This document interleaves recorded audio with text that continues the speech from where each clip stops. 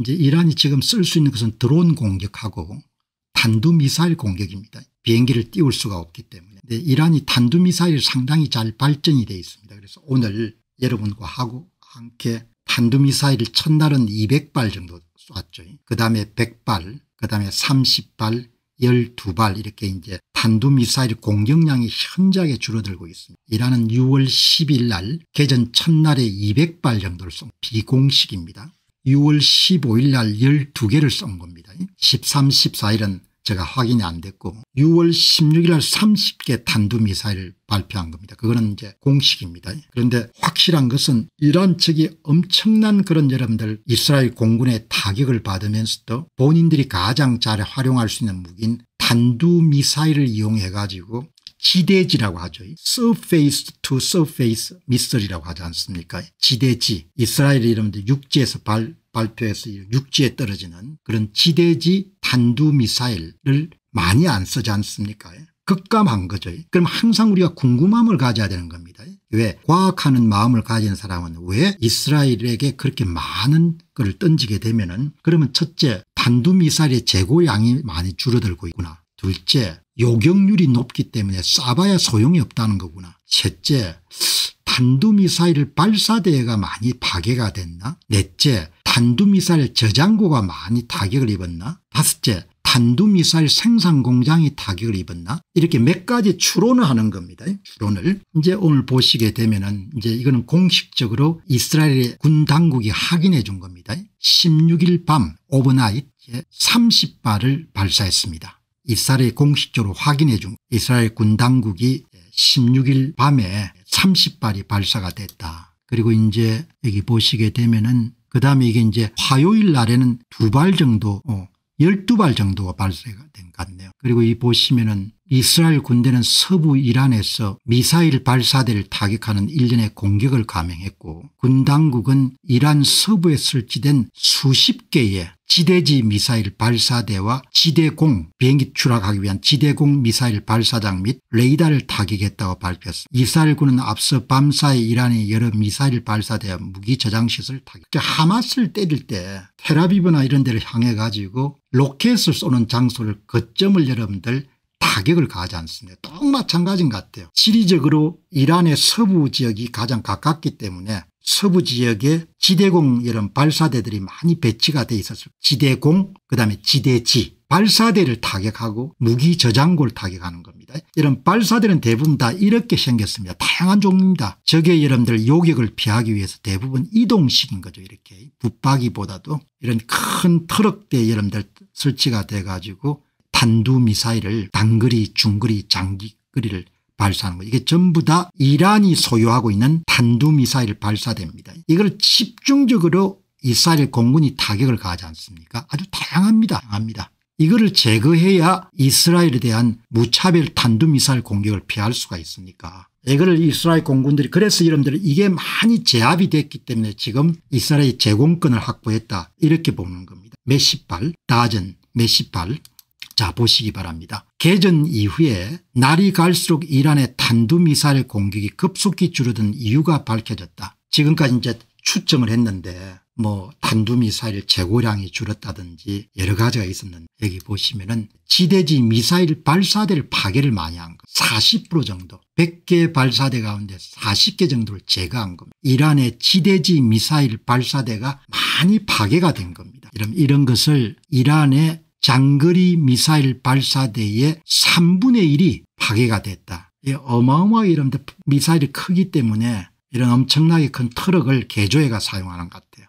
보시게 되면 이스라엘 군 당국이 확인해 준 것. 지난 24시간 동안 이스라엘 공군의 연속적인 타격에 힘입어 가지고 지대지 미사일 발사대 그리고 지대지 미사일 발사 인프라 그래서 지금 한 탄두미사일 발사대의 40% 정도를 파괴한 것으로 보입니다. 이렇게 여러분들 보실 수가 있습니다. 그리고 이제 이스라엘 방위군 IDF가 발표한 것을 보게 되면은 이게 16일자입니다. 16일. 우리가 어젯밤에 이란에 대한 공중 캠페인의 결과로 얻은 결과는 다음과 같습니다. 20개 이상의 지대지 미사일을 파괴를 했고 그리고 이제 이것은 바로 곧 여러분들 발사 직전에 파괴를 해버린, 그리고 대략 100개의 군사 타격을 가했고, 그리고 50대의 비행기를, 그리고 미사일 저장고, 그리고 지대지 미사일 발사대,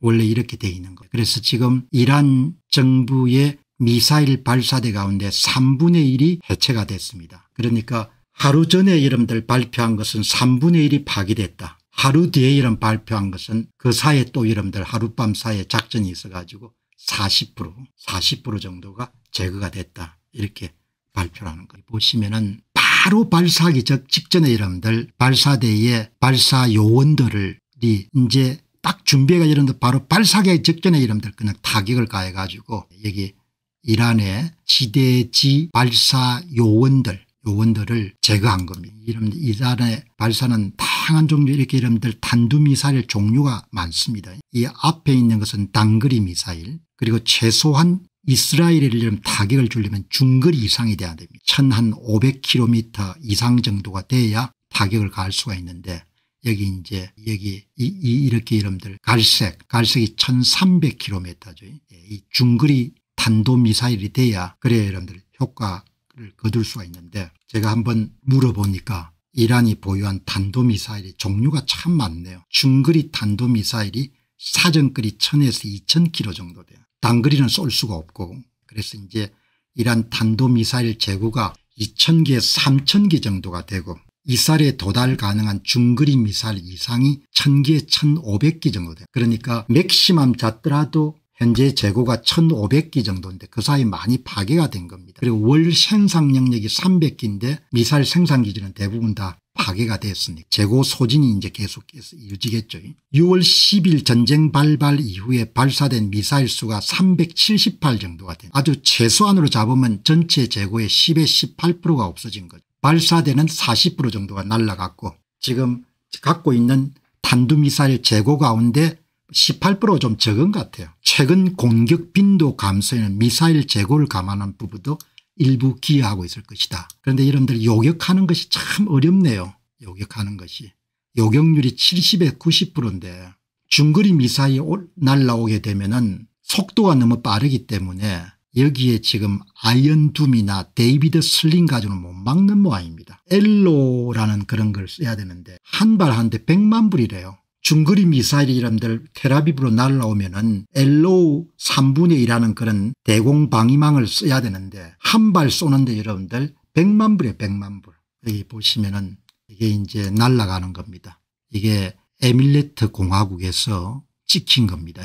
에밀레트 공화국의 비행기에서 이스라엘을 향해서 날아가는 중거리 탄두미사일 미디움 레인지 벌리스틱 미슬 여러분들 날아가는 게, 이걸 날아가는 걸 볼 수 있다는 이야기는 속도가 그렇게 여러분들 빠르지 않다는, 속도가 무진장 빠르네요. 이란이 여러분들 갖고 있는 가장 많이 이스라엘을 때리는 데 사용하는 것이 샤하브 3 그다음에 가드라는 제품입니다. 이란이 이스라엘 공격에 가장 많이 사용하는 중거리 탄두미사일이 이 두 개 모델이 거의 전부 모양이에요. 이게 무진장 빠르네요. 사거리 1000에서 한 2000km 정도 되고 지금까지 한 300에 378 정도 발사를. 떨어진 것은 뭐 한 10발 이하고 이겁니다.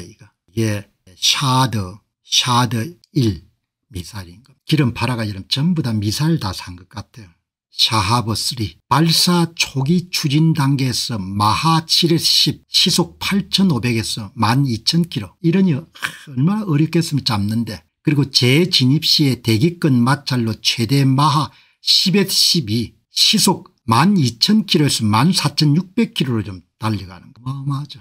그러니까 이게 대공 방위망이라는 것이 굉장히, 여기 여러분들 텔아비브에 떨어졌는데 완전히 하산 분화구처럼 충격이 크네요. 마하 10 이상 속도와 재진입 구도는 이스라엘의 아이언둠이나 데이비드 슬링 시스템의 효과를 제한합니다. 엘로우 3분의 2 시스템이 주요 요격수단이지만 다중 타격 처리에 한계가 있습니다. 이란이 수백 발 동시에 발사하며 요격 미사일이 고갈될 가능성이 있습니다. 한 발당 100만 달러입니다. 하나씩 맞출 때마다. 떨어지게 되면 피해가 크겠네요. 화상 분화구처럼 이렇게. 이제 야밤에 또 드론을 많이 이스라엘 공격하는 모양인데, 드론을 아파치 헬리콥터에서 총을 사용해 가지고 전문 총이 있는 모양입니다. 체인건이라는 것이 30개 정도를 인터셉 사전의 이름들 잡아 가지고 폭파시키는 그런 내용이. 안녕하십니까, 공병호입니다. 그동안 공병호TV는 선거 공정성 회복과 자유민주주의 체제의 보존과 발전을 위해 노력해왔습니다. 이런 노력들이 지속될 수 있도록 공병호TV의 정기 후원 프로그램이자 멤버십 프로그램을 소개해드립니다. 뜻 있는 분들의 관심과 동참을 부탁드립니다. 선거 공정성 회복을 위한 노력을 지지하시고 훌륭한 나라 만들기에 동참하시는 시청자분들이시라면 구독 버튼 바로 옆에 있는 가입 버튼을 통해서 정기 후원 프로그램에 가입할 수 있습니다. 가입 버튼을 누르시면 공병호TV의 후원자가 되시게 됩니다. 여러분의 후원이 선거 공정성 회복을 위한 노력에 힘을 더할 수 있을 뿐만 아니라 자유민주주의 체제의 수호를 그리고 발전을 통해 여러분과 후손들의 삶에 빛과 소금이 될 것입니다. 특히 그동안 공병호TV는 선거 공정성 회복을 위한 노력 과정에서 채널 성장에 제약이 가해지는 불이익을 감수해왔고 지금도 그런 불이익이 계속되고 있습니다. 그럼에도 불구하고 너무나 중대한 문제이기 때문에 공병호TV의 노력은 계속될 것입니다. 여러분의 깊은 관심을 부탁드립니다. 감사합니다.